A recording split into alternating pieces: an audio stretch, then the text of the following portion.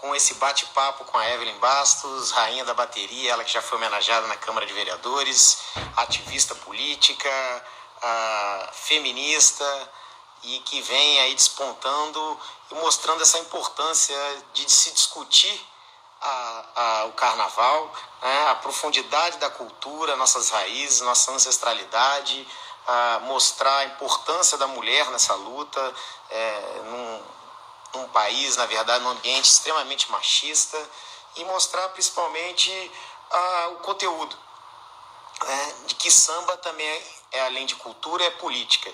E como a gente pode fazer a transformação também da sociedade através da conscientização, através da cultura. Um povo sem cultura, dificilmente a gente consegue fazer a transformação. E, de fato, isso a gente vem percebendo nos últimos desfiles, né? Isso é uma das perguntas que a gente vai fazer à Evelyn, né? Essa mudança, né, do próprio samba, de começar a questionar e colocar na cabeça das pessoas, através da letra, da música, da cultura, além desse resgate da nossa ancestralidade, quem somos, de onde viemos, né? Aquilo que tinha na cartilha do CIEP, da quinta série, né, que mostrava quem somos e de onde viemos. Então, essa importância do nosso traço, né? Apesar de termos aí governantes que querem matar o samba, né? Tenho certeza que o Crivella e o Bolsonaro querem matar todos os sambistas de coronavírus. A importância da gente mostrar para a sociedade que o samba, ele emprega, ele dá além de cultura, ele distribui renda e principalmente, né, ele faz essa conscientização política. E de uma maneira que, quando o Sambódromo é inaugurado, né, e há aquela grande campanha contra o Brizola e a construção do Sambódromo, né? Tanto que a Globo nem quis transmitir, e hoje ela é dona de todas as transmissões, um boicote claro, né? Houve uma espécie de um tempo até aqui, e de fato ainda acontece a privatização do carnaval. Você vê que cada vez mais as comunidades, as favelas, né, ali a sua base, toda ela que prepara, trabalha e forma o carnaval, muitas vezes, e a maioria das vezes no caso, ficam de fora, né? Esse espetáculo do povo, às vezes o povo não pode participar. Ou seja, né, tomaram o carnaval do povo para jogar para a questão privada. Vamos ver aqui. Vamos ver. Espera aí. Visualizar.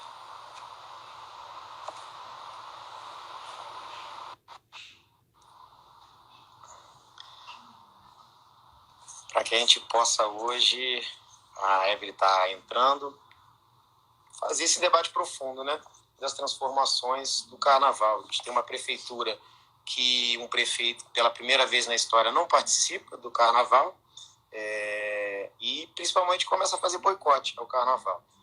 Tem ojeriza ao carnaval, um prefeito que não gosta do carnaval, e um presidente também, vice-versa, que não gosta, tem ódio ao carnaval. E o que é muito ruim para a cidade, porque sem o carnaval, que é uma economia que movimenta, né, uma atividade econômica que movimenta o Estado, o município, traz inúmeros recursos. A prefeitura, por exemplo, arrecada muito de ISS, que é o principal imposto para a prefeitura ter ali seu investimento na cidade diretamente. Sem o ISS, a prefeitura praticamente não consegue sequer fazer as obras, né? Então, a grande questão é da onde vem esse ódio ao carnaval, né? Esse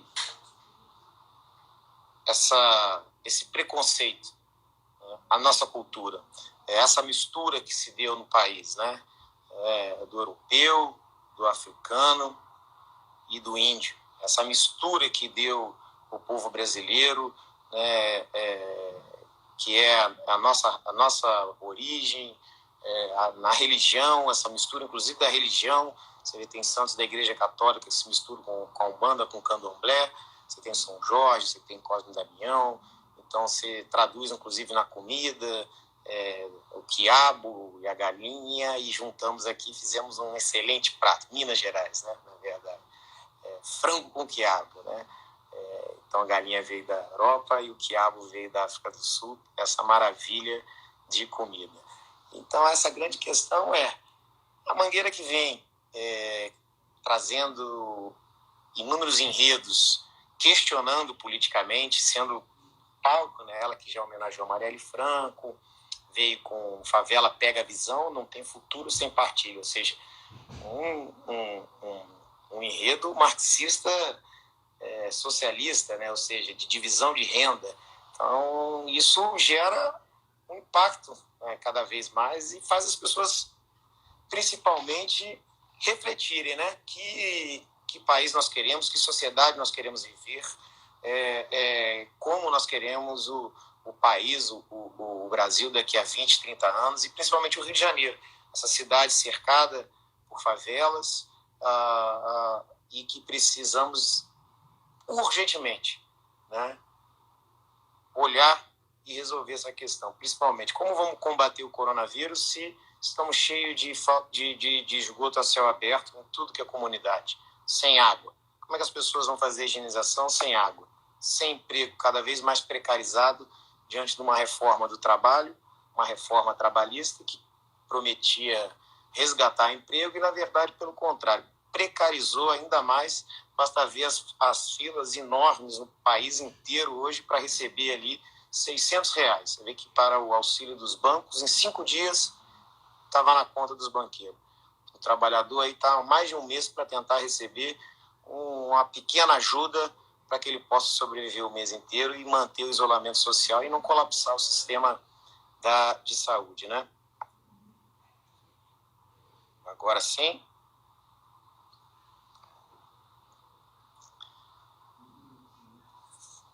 Quero agradecer. Olá. Tudo bem, Leonel? Tudo bom? Prazer de estar conversando contigo. Prazer todo meu. Como é que tá essa quarentena? A gente vai levando, né, da maneira que pode, respeitando aí as regras, né? Direitinho, para que a gente não atrapalhe os outros, né? Sempre a questão da gente cuidar da gente e é um momento também que a gente cuida do outro, né? É verdade. Então a gente precisa ter essa responsabilidade de não poder, de respeitar as regras direitinho da OMS. Evelyn, você que é uma ativista política atenada com a situação do país, né, que, claro, já deve ter enfrentado diversas barreiras por ter lado, né? A questão importante é por se posicionar, né, no momento difícil do país. Conta um pouquinho da tua história, como é que tu começa a tua história no samba, como é que você começa com a sua família? Eu conheço um pouco da história da sua mãe, do teu pai, lá na Palha da Mangueira, aquela coisa difícil da favela. Conta um pouquinho aqui para aqueles que estão nos assistindo, como é que começa a tua história, a história sua com o samba, para que depois você chegue nessa atividade política que você faz também. Leonel, eu digo para as pessoas que quando eu me dei conta por gente, o carnaval já fazia parte da minha vida, porque eu comecei muito pequenininha, com 4 anos dentro da Mangueira, e aí quando eu fiz 6 anos eu comecei a participar dos projetos sociais dentro da Mangueira. Então, eu fiz um curso de passistas dentro da quadra da Mangueira, mas que além de ensinar a sambar, a gente tinha um acompanhamento psicológico, um acompanhamento escolar.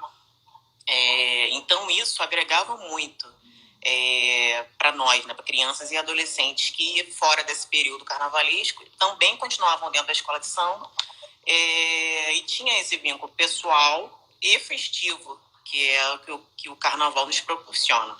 Então é muito importante, eu sempre digo que é muito importante a gente continuar esse trabalho, que é trazer as crianças e os jovens para dentro da quadra da escola de samba e fazer com que eles tenham a visão de que a escola de samba, além de ser uma festa, é um grande braço para a construção pessoal desses jovens e desses adolescentes.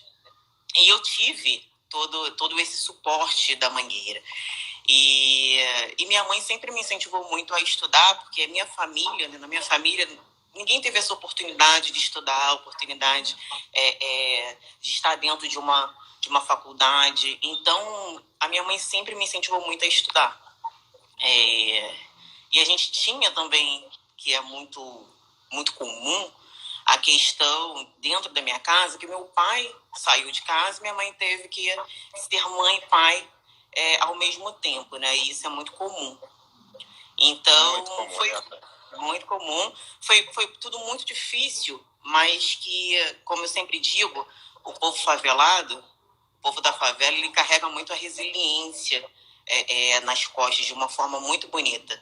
Então, a gente olha para trás, assim, eu olho para trás e tento, né, trazer hoje, na minha possibilidade de poder devolver o que me foi dado, que foi a oportunidade de trazer crianças e adolescentes também para vencerem de alguma forma na vida, para conseguirem realizar os seus sonhos. Então, eu sempre tive esse vínculo muito importante para mim com a escola de samba, e tenho na minha cabeça que essa nossa arte, ela é responsável pelo futuro de muitas crianças e adolescentes. Eu queria muito que o Estado conseguisse ver as escolas de samba como um grande braço, como um grande suporte cultural e não só artístico, mas de como agregar a futuros, entendeu? De crescimento dessas crianças, desses adolescentes dentro da favela, dentro das periferias, do subúrbio. Então, é algo que a gente precisa conversar mais e torcer para que as autoridades consigam nos dar essa brecha, nos dar essa oportunidade de uma forma mais que nos dê mais liberdade. É tudo muito complexo, mas a gente vai tentando da forma que a gente pode. E porque gera emprego, né, Veninha? Ela encaminha para a vida, né? Ela distribui renda, ela aquece a nossa economia, além de fomentar uma atividade econômica enorme, que é a indústria do carnaval, o turismo, a ocupação hoteleira na cidade, gerando imposto de ISS para a prefeitura, para o Estado.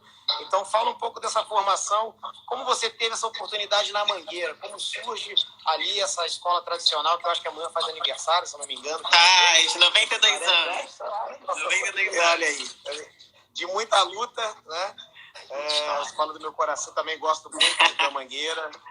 E dizer, aliás, tem um CIEP ali, que é a Nação Mangueirense que faz aniversário amanhã também. Então, a professora Maristela, uma grande companheira, e ali tem um projeto belíssimo também. Então, eu sempre vou ali, visito, o que eu puder ajudar naquela escola, retrata isso.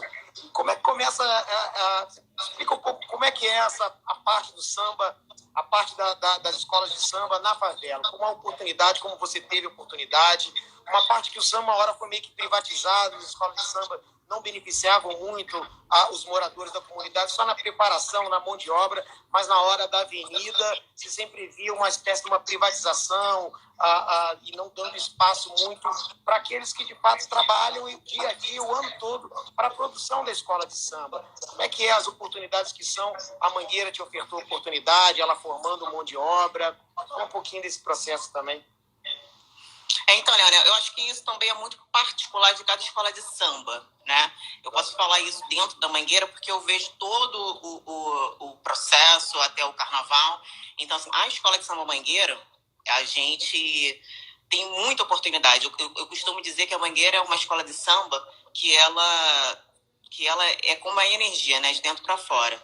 A Mangueira coloca dentro do carnaval as pessoas que são oriundas ali da favela para poderem ter oportunidade no carnaval. Mas isso é muito característico de cada escola de samba, entendeu? Tem escola de samba que dá um valor maior à sua comunidade. E é isso que a gente busca sempre, é isso que a gente fala sempre.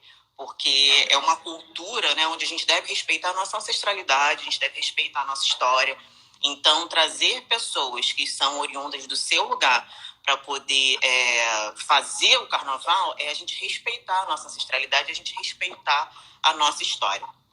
E aí, a gente olha para a festa, né, que é o carnaval dentro da Marquês de Sapucaí, a gente vê algo verdadeiramente mais elitizado, né? Mas eu acho muito importante, antes de qualquer coisa, antes da gente chegar nessa privatização, a escola de samba ter absolutamente o seu elenco artístico do seu lugar, da origem ali da favela, de origem favelada, de origem periférica. Então, acho isso a parte mais importante. Falando de dentro do barracão também, a gente vê que o carnaval em si gera muito emprego, é um trabalho de um ano inteiro, infelizmente, nesse período está parado, por conta do momento que a gente está vivendo, mas a gente sabe que gera emprego. Se vocês chegarem dentro do Barracão da Mangueira, a gente vai ver rostos conhecidos trabalhando ali. Então, dentro da Mangueira, eu posso falar para você que existe uma valorização muito do seu povo, da sua gente. É uma grande tarefa, né? Para a Estação Primeira de Mangueira poder valorizar a sua gente. Então, a gente sempre tem esse cuidado. Eu digo a gente porque quando a gente fala de Mangueira, a gente sempre está de uma maneira ou de outra ajudando em outras partes. Sou rainha de bateria da Mangueira, mas sempre que eu posso, eu estou ali no barracão, vendo, acompanhando. Então, a gente é verdadeiramente uma família, mas isso é muito característico de cada escola de samba. Obviamente, a gente tem escola de samba. Você serve de exemplo. Você serve, permite uma parte, você serve de exemplo para muitas meninas, né, da comunidade que vê em você, né, um caminho, um futuro, um exemplo de como atuar, né? E quando você fala que a Mangueira tinha toda essa tratamento, você tinha preparação, você tinha, além do samba, um auxílio psicológico, me lembra muito do CIEP, do Brizola, que também formava, e ali o Sambódromo, que foi uma grande passarela do samba, que qualificou o samba, e que tinha ali 15 mil estudantes e também formava, ajudava e auxiliava nessa questão do carnaval, né? Samba e letra. Como é que começa a tua atividade política, de fato? Você começa pequenininha, ali as oportunidades já nascem no DNA, pela mãe, não é verdade? Está no sangue. Mas como é que desperta essa tua política? Claro que dentro da sua realidade, você vivenciou na carne essa desigualdade social do Rio de Janeiro, a cidade partida, né? A favela é um laboratório que demonstra nossa desigualdade social gritante. Como é que a gente fala em combater coronavírus na favela se não há saneamento e não há água? Como é que começa a despertar essa sua atividade política e você começa a externar todo esse seu ativismo político? Leonel, eu sempre acreditei que a partir do momento, né, que a gente... eu acho que quando a gente acorda e olha o nosso lugar, olha como a gente vive, a forma que a gente vive, e a gente se questiona, a gente já está fazendo política, né?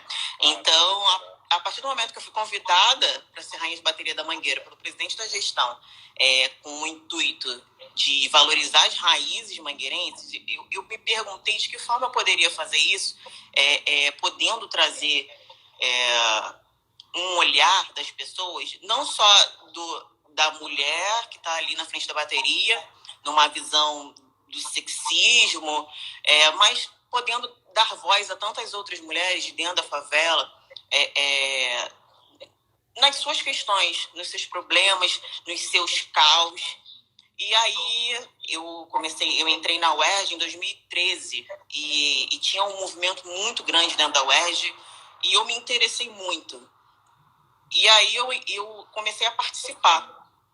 E comecei a me dar mais liberdade de poder usar esse espaço da frente da bateria da Mangueira, que é um lugar onde tem uma mulher aí na frente, onde as pessoas estão olhando para uma pessoa, e usar esse espaço para poder falar de algumas questões que eu sempre achei importantes, principalmente de dentro da favela, porque as pessoas dizem que admiram o carnaval, participam da festa do carnaval, pagam para ver o carnaval, no período carnavalesco, mas ignoram toda a trajetória do morro, da favela, que é toda a construção cultural, ignora o que a gente passa durante todo esse período, né? Os confrontos dentro da favela, as dificuldades das crianças de estudarem dentro das creches da favela, quando tem algum confronto eles não podem estudar por medo de bala perdida, que as pessoas não podem descer para trabalhar, não podem subir para trabalhar, onde tudo é bloqueado por conta de confronto dentro da favela. Então, quando a gente fala, né, quando eu falo sobre a potência que a favela tem de culturalmente e ao mesmo tempo versus todas as dificuldades que a gente passa por morar dentro de uma favela, o peso que o comprovante de residência tem porque a gente vivencia. E é muito importante as pessoas que nunca moraram dentro de uma favela, que nunca tiveram a experiência de estar dentro de uma favela, que elas respeitem quando a gente fala, porque é o nosso lugar de fala. São as nossas dores, são as nossas vivências. Então, acredito que as pessoas, se elas querem crescer quanto a isso, se elas brigam por justiça social, mas só que elas nunca tiveram essas experiências, é preciso que elas nos ouçam as nossas experiências. E aí eu comecei a usar as minhas redes sociais para falar da mulher preta, para falar do pobre de dentro da favela, de como vive. E eu sabia desde o princípio que isso traria ondas contras, né? Que as pessoas gostam muito de falar a palavra vitimismo, porque está se vitimizando, não considerando que a partir do momento que você nasce preto e pobre dentro de uma favela, você nunca vai se vitimizar, você já é vítima, você já nasce vítima, você não se torna vítima, você já nasce vítima. Então, não tem jeito, né? O sistema nos torna vítima quando a gente nasce, então você não tem como se vitimizar. Então, e aí eu falei, eu posso usar esse espaço para poder falar dessas pessoas e eu posso fazer minha parte dessa forma. E aí, quando a Mangueira me dá uma oportunidade de estar nesse lugar, e eu passei por tantos projetos sociais, eu fiz cursos de inglês, eu fiz curso de informática, eu fiz pré-vestibular, eu fui bolsista, que as minhas passagens da escola paga pela Mangueira. Então, se eu cheguei num momento onde eu posso retribuir, eu vou fazer, sabe? Eu tenho 45 meninas, Leonel, do Morro da Mangueira e das favelas ao redor da Mangueira, de 6 a 16 anos de idade, com o mesmo projeto que eu tive alguns anos atrás, que é ensinar a sambar, porque é uma cultura amada dentro da favela. Elas gostam disso, elas gostam de sambar, elas gostam de ver o samba, elas gostam de estar dentro do carnaval, mas sempre passando a consciência de que elas precisam estudar, porque a gente já é preconceituado já por ser mulher e por descer de uma favela para conquistar nosso espaço, e saber que elas podem estar nos lugares onde elas quiserem, elas podem conquistar os sonhos que elas quiserem. Então, assim, para mim é uma retribuição. Eu acredito muito nesse ciclo. Então, me foi dado e eu posso retribuir dessa forma. Então, tudo começou assim. Tudo começou com um desejo meu de poder externar os problemas de dentro da favela. E eu sabia que nesse lugar de destaque eu poderia fazer com que muita gente me ouvisse. Às vezes as pessoas não concordando, mas a partir do momento que a gente gera uma discussão, que a gente gera um debate, a gente já está emanando tudo que a gente sente e fazer com que as pessoas comecem a observar além da festa carnavalesca, por trás daquela festa, o que esse povo passa, o que esse povo vive. Então, são questionamentos que eu acho que se as pessoas começarem a pensar mais, essas pessoas que têm uma escola de samba de coração, elas começam também a querer participar dos projetos sociais que estão ali dentro da quadra da escola de samba. Então, eu acho isso uma parte muito importante, muito delicada, para a gente estar sempre falando e sempre debatendo. Evelyn, então, nos últimos anos, a Mangueira tem privilegiado mensagens de crítica social, chamando atenção para a realidade, isso que você estava falando, né? E homenageou a Marielle Franco, que estava vereadora comigo, minha colega, enfim, e até hoje não se descobre quem é o mandante, apesar de ter ali todos os indícios, né? E depois, esse ano 2020 mostra um Jesus excluído, né? No momento onde a gente tem um fundamentalismo religioso, e você coloca muito bem essas questões, você vê no enredo Favela, pega a visão, não tem futuro sem partilha nem messias de arma na mão. Quer dizer, uma profunda consciência política de mostrar a nossa realidade dura, de desigualdade social, de não dividirem. E você coloca muito bem, eu vi uma que você estava falando, e se Jesus ressuscitasse hoje dentro de uma favela da Mangueira, como seria visto? De uma profundidade enorme, que começa a questionar, né? Deus era tão bom que não quer punir os outros. Como é que vai ter preconceito? Né? E como é que você vê essa manifestação, essa coragem da Mangueira de ir para a avenida e trazer temas polêmicos, mas importantíssimos para o debate? Porque a gente não pode, como você coloca mesmo, você não pode se isentar nesse momento duríssimo do país desse debate, né? Você denuncia a violência policial na favela, que é uma coisa que o Brizola apanhou muito, proibiu, aquela coisa que se cresce, o Brizola proibiu a polícia subir na favela, nada disso. O Brizola queria um Estado democrático de direito, que vale para Vieira Solto, para Delfim Neto, tem que valer também para aquele morador da favela. né? A questão dos direitos humanos, que era um tratado internacional, ele traz para o menino, para a menina na favela, que não tem casa direito, não tem saneamento, não tem luz, não tem uma escola decente. E a Mangueira traduz isso em letra e samba. E você vai com essa coragem para a avenida. Como é que você se sentiu na avenida representando tudo isso? Você teve muito preconceito quando você coloca, você se deu com muito nesse sentido. Como é que você foi essa sensação de você trazer isso para a avenida e a importância disso para a gente combater esse obscurantismo que a gente vive agora no Brasil e no Rio de Janeiro com Crivella também? Leonel, só um momento, que está bem escuro aqui. Claro.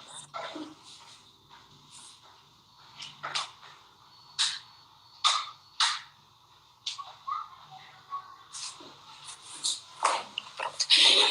Leonel, a questão dos nossos enredos, eu acho muito importante, porque trazer os nossos problemas para a maior festa popular do mundo é fazer com que as pessoas olhem para a gente. E é o único momento onde as pessoas vão olhar pro pobre, pro preto, porque o carnaval é a nossa maior potência cultural. E é o único momento onde as pessoas vão olhar pra gente. Fora do carnaval, é aquele lugarzinho de favelado, de gente jogada de lado, entendeu? Que não faz muita diferença dentro da sociedade para tanta gente. Então, o único momento... É o verdadeiro estado mínimo, né? Pois é. Ali é o estado mínimo, né? Não tem valor, as pessoas têm que viver ali dentro das possibilidades, se contentar com as migalhas que elas ganham, e tudo bem. Então, é um momento onde todas as pessoas vão olhar pra gente e vão falar assim, nossa, vamos olhar para esse povo. Então, trazer as nossas questões para dentro da Marquês de Sapucaí é fazer com que o mundo inteiro olhe para a gente. E quando o mundo inteiro olha para a gente causa várias discussões. Então, assim, o Leandro, uma vez, que é o nosso carnavalesco, ele falou uma coisa que eu achei de muita importância. Ele falou que quando ele propõe um enredo para a escola de samba, para a Mangueira, ele tem um olhar para dentro da favela. Ele tira esse olhar, os desejos dele, né? Por mais que ele sempre prefira, ele coloca o olhar para dentro da favela. Então, ele começa a discutir situações de dentro do morro. Então, até mesmo uma vez alguém me perguntou assim, como que a comunidade lidar com os enredos? A comunidade, a favela, ela se coloca naquele enredo. Então, toda vez que ela cantar esse samba enredo, ela vai colocar para fora todas as dores e tudo que a gente sente ali. E aí, né, tem a questão do preconceito, porque é uma coisa que eu me questiono muito, porque, como eu falei antes, as pessoas dizem que gostam do carnaval, que admiram o carnaval, que respeitam o carnaval, mas menosprezam a nossa história.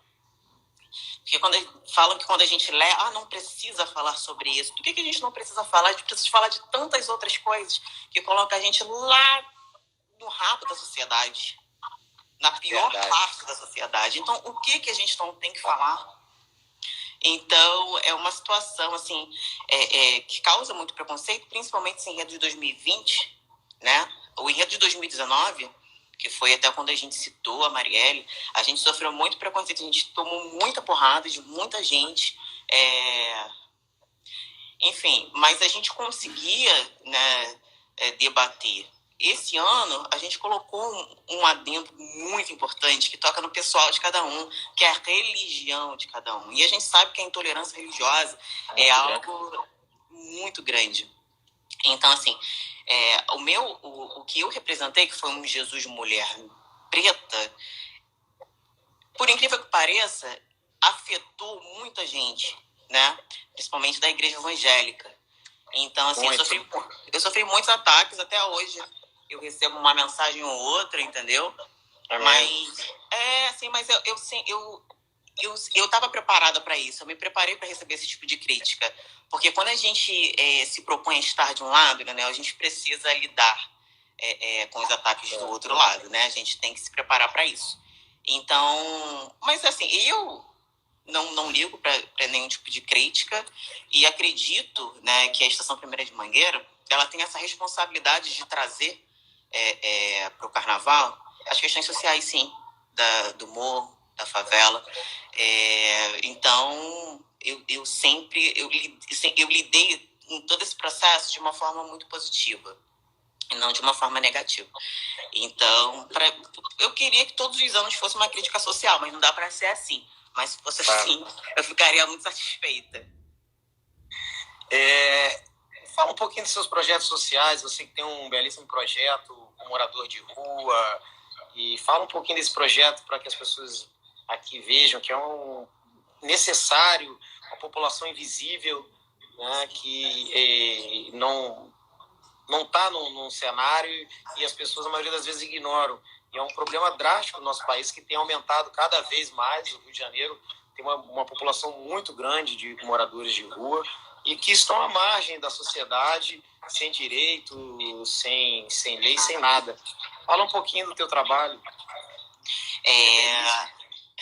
Então, quando eu pensei nesse trabalho, eu sabia que sozinha eu não ia conseguir nada, né? A gente não consegue nada sozinho, a gente precisa sempre contar com outras pessoas para realizar algumas coisas. E a população de rua, ela é uma população que quase não tem ajuda, né?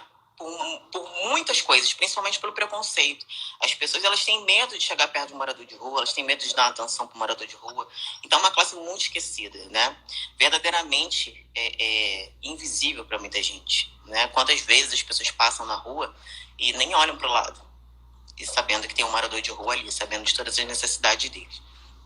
E aí a gente começou a atender 100 pessoas no começo, né? O projeto tem 7 anos, 100 pessoas com comida, guaraná natural, e muito além disso, né? Porque quando você vai à rua para oferecer qualquer tipo de coisa a um morador de rua, o que eles mais ficam felizes é com a atenção que você dá. É quando você começa uma conversa para que ele tenha a oportunidade de contar a história dele. Então, foi algo que nos tocou muito, né? A gente estava indo só para alimentar, para dar comida, e a gente acabou tendo uma troca muito linda, que é de experiência de vida. Então, a gente saiu de lá muito mais fortificado, tendo muito mais certeza de que a gente não pararia esse trabalho.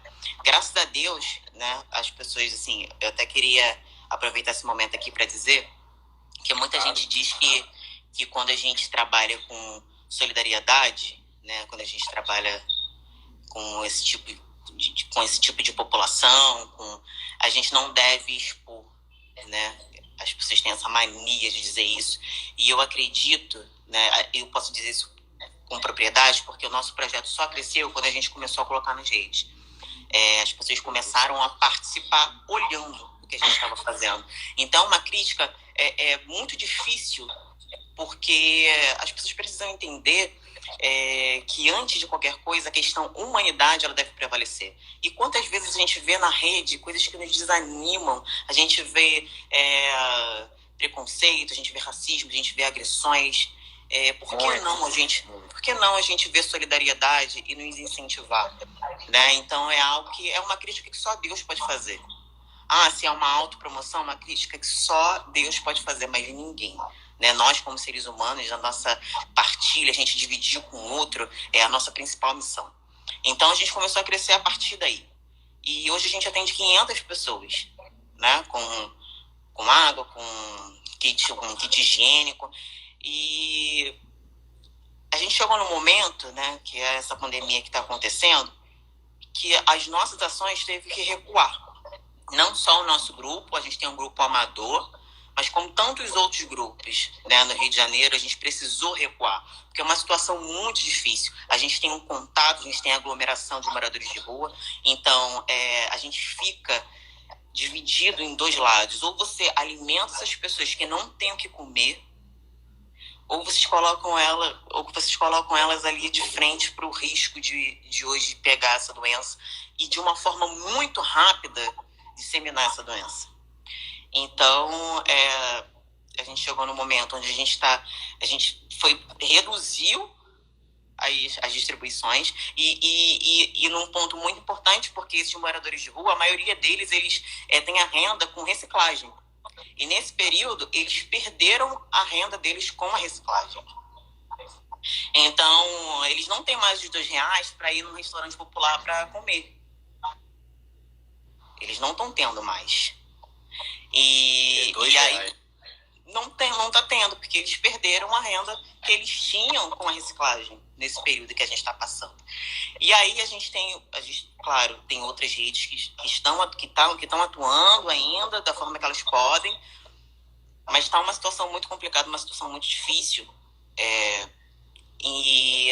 Por exemplo, o Sambódromo abriu um espaço para colocar os moradores de rua lá dentro, mas são só 180 vagas, Juliana. E é um apertadinho do outro. Entende? São 180 vagas e os outros, sabe? Como que essas pessoas de rua... E por que o restaurante popular não é gratuito, né? Uma hora dessas. Numa hora dessas. A gente vem lutando com o Crivella e ele não tem essa visão. Não tem. Como é que você vê... A gente não gosta de falar de coisa ruim, mas falar um pouco de Bolsonaro e Crivella. Como é que você vê... Como é que você vê essa questão agora? Você vê com uma pandemia gravíssima, você está muito bem falando. O Rio de Janeiro está numa situação muito perigosa, de quase colapso do sistema de saúde, porque já tinha uma privatização da saúde, já estava ruim antes, já tinha crise da saúde.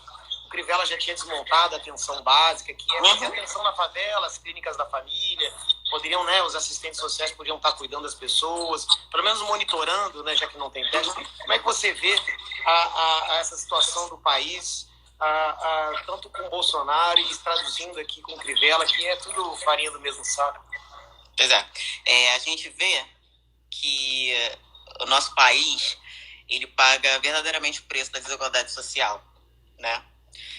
E aí a gente tem autoridades que não conseguem olhar com carinho para as classes menos favorecidas, né?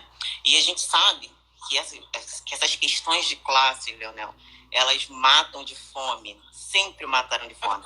As questões de classe sempre mataram de fome, né? E hoje, elas, além de matarem de fome, elas matam de uma doença que dentro da favela se dissemina com uma velocidade que a gente não consegue mensurar.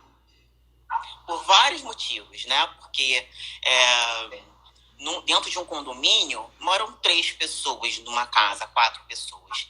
Dentro de uma casa na favela moram 10, 12 pessoas por necessidade. Então, se uma pessoa pega o Covid-19, as 12 pessoas estão contaminadas. Com essas 12 pessoas contaminadas, 24 contaminadas, se cada um passar por uma pessoa. E por aí vai. Então, a gente chega num colapso que começa dentro da favela, começa dentro da comunidade, né? Porque os agentes de saúde comunitários, eles não têm, né, um investimento para poder trabalhar dentro da favela. Eles também precisam cuidar da saúde deles. Sabe? Não tem nem equipamento de proteção. Né? Não tem. Eles não têm nenhum tipo de incentivo, né, para poder estar dentro da comunidade fazendo esse trabalho. Hoje a gente tem uma dúvida muito grande, Leonel. Quantas pessoas estão morrendo de Covid-19 dentro da favela? Porque muitas dessas pessoas não são qualificadas. Não tem como. Muitas dessas pessoas, elas só conseguem ter a hipótese da doença quando elas chegam num ápice muito grave. Sabe? Então, quantos casos tem dentro da favela? A gente não sabe. Que é muito triste, né, Evelyn? A gente tem visto casos, perdão, só algumas notícias que chegam pra gente, na Providência, São Carlos, também as pessoas adoecendo. Vai uma vez no posto, manda voltar para casa, e aí piora, né, não tem um monitoramento, ela volta a segunda vez, aí manda voltar para casa. E nós temos já casos, relatos de pessoas que faleceram em casa, por falta de assistência de saúde. Você vê o quanto é perverso esse modelo de privatização da saúde, de Estado mínimo, que a gente estava falando, isso, o absurdo que é essa discussão. Como é que você sente o país atual nesse momento aqui? Você que é uma ativista política e sofre na pele essa discriminação por ser mulher negra da favela, e que traz com muita coragem todos esses assuntos. Leonel, então, eu sempre tento colocar o meu olhar para dentro da favela também, porque eu acho que é a parte mais difícil do Brasil. Para mim, assim, é uma situação onde que a gente tem a polícia atuando só quando tem alguma denúncia de crime. Para isso, ela não atua dentro da favela. A gente tem uma dificuldade de entrar ambulância dentro da favela. Então, foi justamente isso que você falou.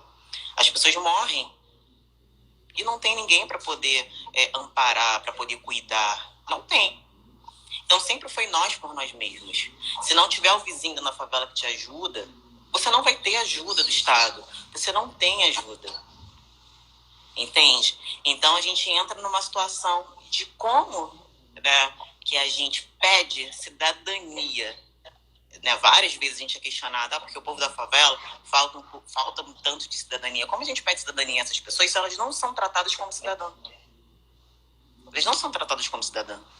Então, é uma situação que está muito complicada, sem contar que tem a questão alimentação dentro da favela. As pessoas não comem bem.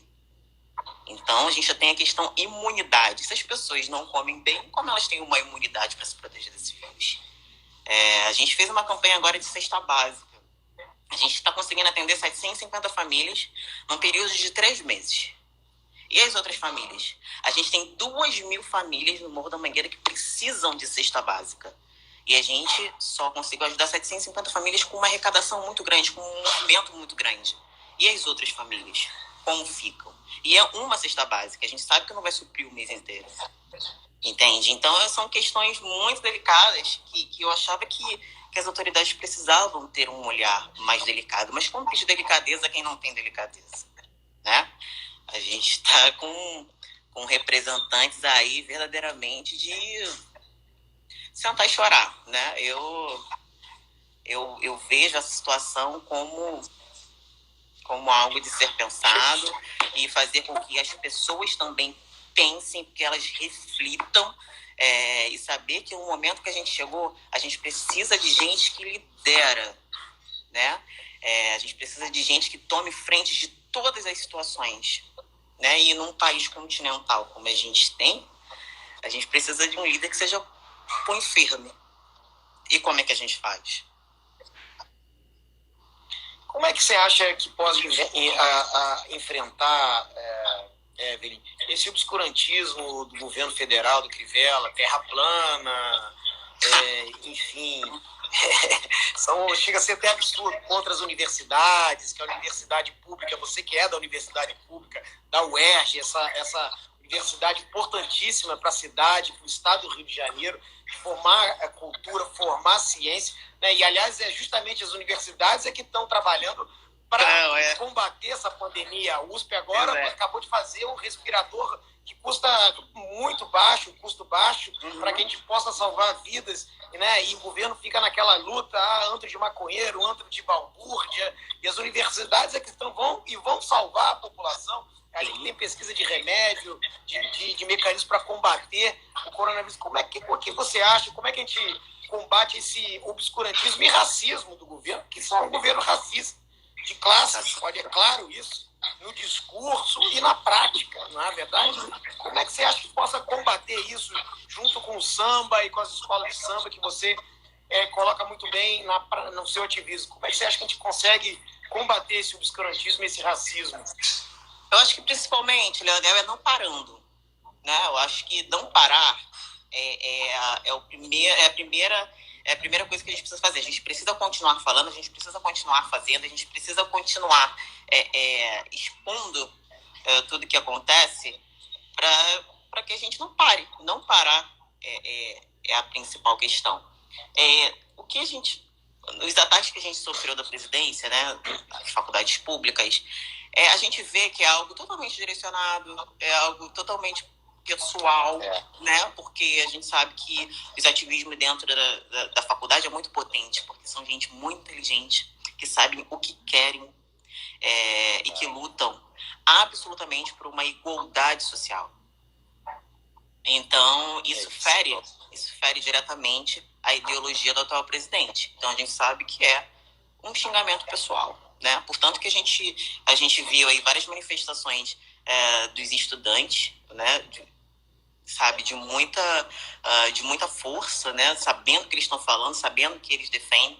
E a gente sabe, né, que o nosso presidente é algo que a gente não deve levar muito a sério, né? A gente já conhece pelos discursos, que devem ter seriedade. Não escutem o presidente, é isso aí. É algo que a gente não tem que levar muito a sério, né? A maioria dos brasileiros colocaram ele no poder, né? Mas a gente tem aí o país rachado no meio e a outra metade não consegue A gente mal consegue ouvir um discurso televisionado, porque é complicado, né? Não consegue esclarecer, não consegue resolver os nossos problemas, não consegue trazer soluções, né? A gente tem aí essa medida emergencial dos R$ 600. Quantas pessoas estão em análise? As pessoas estão precisando comer. Quantas pessoas estão em análise? Entende? Então, assim, é uma questão que precisa ser resolvida e que não é resolvida. Dentro da Mangueira mesmo, muita gente em análise, muita gente precisando, que o dinheiro não sai, está tendo dificuldade. E detalhe, né? A gente tem a dificuldade, muita gente tem dificuldade do acesso à internet. E aí, como é que faz? Né? É uma situação que a gente precisa ser pensada, que precisa... eu acho o seguinte, Leonel, é um dinheiro que precisa ser liberado. Não dá para pensar imediatamente. Não dá para fazer estratégias. É um dinheiro que precisa ser liberado, as pessoas precisam comer. Vai lá e paga, pô. A situação de desigualdade do nosso país é algo que a gente não tem que nem discutir. É só a gente ver estatística. Então é um dinheiro que precisa ser liberado. Então é uma questão muito difícil. Sabe? Aí começam a trazer debates que a gente não precisa debater agora. A gente tem uma pandemia para enfrentar, para encarar. E a gente precisa fazer isso da melhor forma. Tem pressa, né? Quem tem fome tem pressa. Né? Já dizia o Betinho. Pois é, quem tem fome tem pressa. Então a gente vê que é uma situação, quando a gente chega nessa situação, a gente vê que muitas das vezes, para ali, numa situação como a nossa, do Brasil, onde muita gente sente fome, para ser presidente precisa ser um presidente que passou fome, que aí ele sente na pele as necessidades. Porque quem nunca teve esse tipo de dificuldade não vai conseguir se colocar no lugar de uma pessoa, das pessoas, entende? Então, é uma situação bem difícil. A gente precisa a gente ver a característica do nosso país e colocar para liderar uma pessoa que já passou por todas as dificuldades que o pobre passa. Porque senão fica muito difícil, né? É algo que a gente consegue compreender a dificuldade de se colocar no lugar dessas pessoas que precisam. Verdade, Evelyn. Bom, Evelyn, a gente está chegando aqui aos finais. Eu queria te agradecer, Não, obrigada a você. A gente tem uma reunião agora com a secretária municipal de saúde para tentar jogar mais transparência, porque a gente não tem dados, já que a gente não testa, como você estava falando, a gente não tem como fazer um cálculo correto de quantas pessoas estão sendo infectadas, como é que está sendo.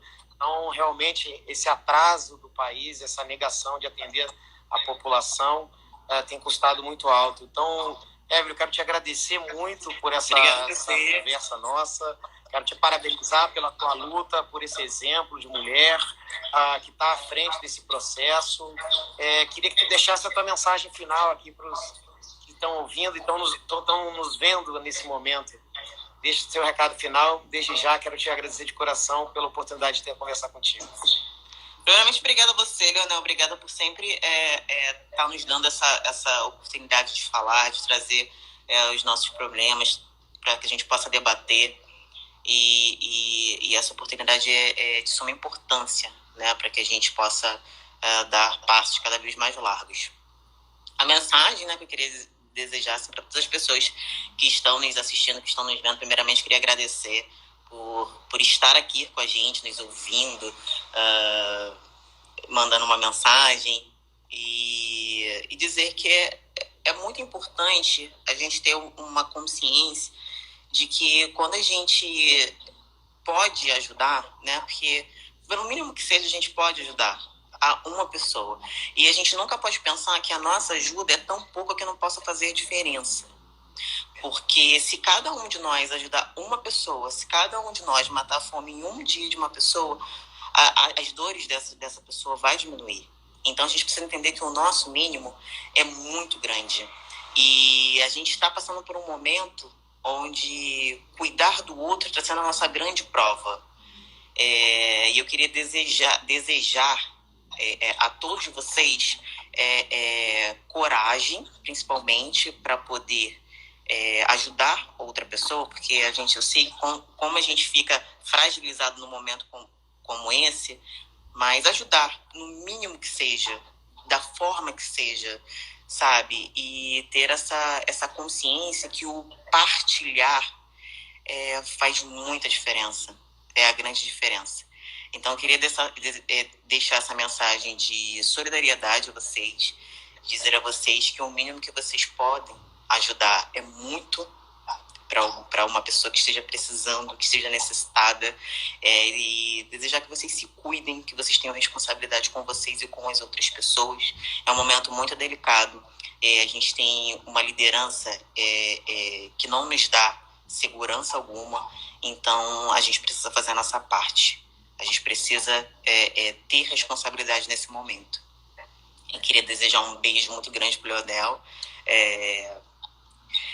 te desejar força nessa luta, que você tenha cada vez mais força, que Deus te abençoe muito, que a divindade te proteja, que você sempre possa estar falando por nós, trazendo pessoas que falem por nós, porque a gente está precisando de políticos que não nos deixem de lado, que pensem na gente e que sejam um braço para toda a nossa sociedade, para a nossa população. Então, muito obrigada. Eu me sinto muito representada por você, principalmente por nos dar voz e espaço. Obrigado, Evelyn. É um prazer mais uma vez. Prazer. Segura, fique em paz, fique com Deus. Obrigado pela aula que você deu aqui também. Obrigado. Tudo de bom.